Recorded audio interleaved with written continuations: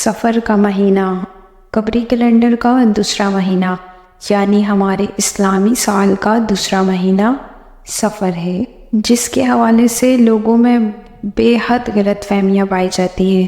بہت سے لوگ کہتے ہیں سفر کے مہینے میں شادی نہیں کرنی چاہیے، اکثر لوگ کہتے ہیں سفر کے مہینے میں سفر نہیں کرنا چاہیے۔ ایک طرف اس کے ساتھ بہت سی توہمات اور بدشگونیاں منسلک کر دی گئی ہیں، اور دوسری طرف ان کا خود ساختہ حل بھی تلاش کر لیے گئے ہیں، مثلاً چنے ابال کر محلے میں بانٹنا، آٹے کی 365 گولیاں بنا کر تالاب میں ڈالنا تاکہ ہماری بلائیں ٹل جائیں، 311 بار یا زیادہ بار سورہ مزمل کا پڑھنا، اس مہینے کو مردوں پر بھاری سمجھنا اور اس مہینے کی 13 تاریخ کو منحوس سمجھنا۔ کیا یہ سب ہماری سوچ، کیا یہ سب کچھ بالکل صحیح ہے؟ لیکن حقیقت یہ ہے کہ ان ساری باتوں کی ہمارے دین سے کوئی حقیقت نہیں ہے۔ یہ سب لوگوں کے ذہن کی خود ساختہ باتیں ہیں۔ انسان کے اصل نفع نقصان کا مالک کون ہے؟ بے شک اللہ تعالیٰ۔ انسان پر آنے والی مصیبتیں، تکلیف، پریشانی، خوشی، ہر چیز اللہ تعالیٰ کی طرف سے منسلک ہے۔ اللہ تعالیٰ ہر انسان کو رزق دیتے ہیں، کچھ کو بہت زیادہ کشادگی سے دیتے ہیں، کچھ کو بہت زیادہ تنگ دستی سے دیتے ہیں۔ یہ ہر انسان کے لیے اللہ تعالیٰ نے رزق، خوشی، غم مقرر کر رکھے ہیں، اور ہمیں اس بات پر بالکل یقین ہونا چاہیے۔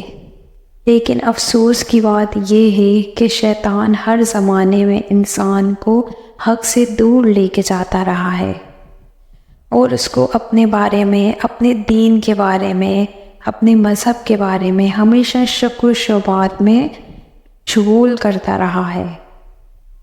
اسی لیے ہم دیکھتے ہیں کہ ہم سے پہلے اہل کتاب میں بھی بہت سی ایسی چیزیں پائی جاتی تھیں۔ اسی لیے بے حد ضروری ہے کہ ہم سب ان معاملات میں بہت زیادہ احتیاط برتیں۔ کسی بھی قسم کی توقعات، بدشگونیاں، یہ سب شرک کے زمرے میں شامل ہو جاتا ہے، اور شرک کرنا بہت سخت گناہ ہے، اور انسان کو اللہ تعالیٰ کی رحمت سے بہت دور کر دیتا ہے۔ اسی لیے نہایت لازمی ہے کہ ہم ان سب چیزوں کو اپنی زندگی سے بھی اور اپنے مذہب سے بھی دور رکھیں، اور اس کے علاوہ معاشرے میں پھیلی ہوئی ایسی توہمات کو سدِ باب کریں۔ سفر کا مہینہ عام مہینوں کی طرح ایک مہینہ ہے۔ اس میں رسول کریم صلی اللہ علیہ وآلہ وسلم نے معمول کی عبادت کے علاوہ کوئی خاص عبادت نہیں کی، کوئی خاص روزہ نہیں رکھا، اور نہ ہمیں اس کا حکم دیا ہے۔ جیسے ذی الحج کے مہینے میں حج ہوتا ہے، روزے، صدقہ، خیرات وغیرہ ادا کیے جاتے ہیں، اور اسی طرح محرم میں 10 محرم کا روزہ رکھا جاتا ہے۔ لیکن سفر کے مہینے میں نہ تو کسی روزے کا حکم ہے اور نہ ہی کسی اور خاص عبادت کا حکم ہے، اور نہ ہی آپ کو کسی خاص بلا سے بچنے کے لیے خبردار کیا ہے۔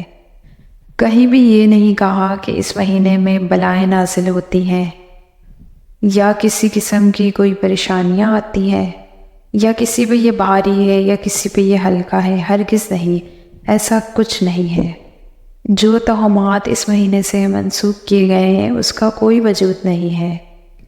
اصل بات تو یہ ہے کہ رسول کریم صلی اللہ علیہ وسلم نے ایک صحابی سے فرمائی تھی کہ دیکھو، کوئی پورا زمانہ مل کر بھی اگر تمہیں نفع یا نقصان پہنچانا چاہے تو نہیں پہنچا سکتا جب تک کہ اللہ تعالیٰ کی پاک ذات تمہیں نفع نقصان نہ پہنچائے۔